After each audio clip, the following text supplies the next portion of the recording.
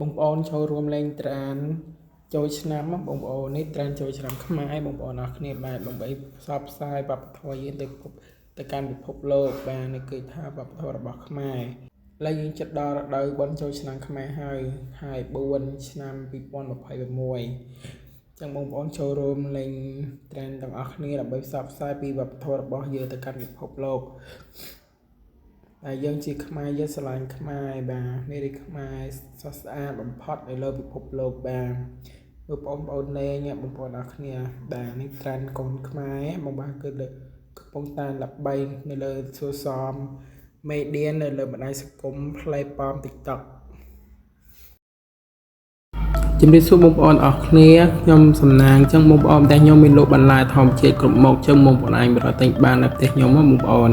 ដាំដោយប៉ាម៉ាក់ខ្ញុំបងប្អូនមកជួយគ្រប់គ្រងផងបន្លែនៅក្នុងស្រុកទាំងអស់គ្នា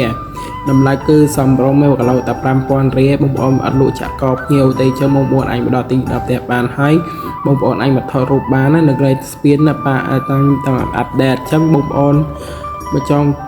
ជួយគ្រប់គ្រងផលិតផលក្នុងស្រុកទាំងអស់គ្នាតែខ្ញុំមានលក់ជាច្រើនបងចង់បាត់ក្លិនឃ្លាបាត់ឲ្យញើសឃ្លាអ្នកបងប្អូនប្រែសេកក្រុមហ៊ុន CPK គឺល្អប៉ិតចាំបងប្អូនចង់ប្រម៉ូទអីបងប្អូនឆាតមកណា Telegram 090 832 802ឬ50នាក់បងប្អូនបាទឆាតមក page ក៏បានដែរហើយបងប្អូនអ្នកល្បីក៏ខ្ញុំយកដែរបងប្អូនចង់ធ្វើការvớiខ្ញុំកុំភ្លេចឆាតមកណាបងប្អូនអរគ្នាហើយតម្លៃសមរម្យនៅលើ1គីឡូហ្នឹងតែ5រៀលទេបងប្អូន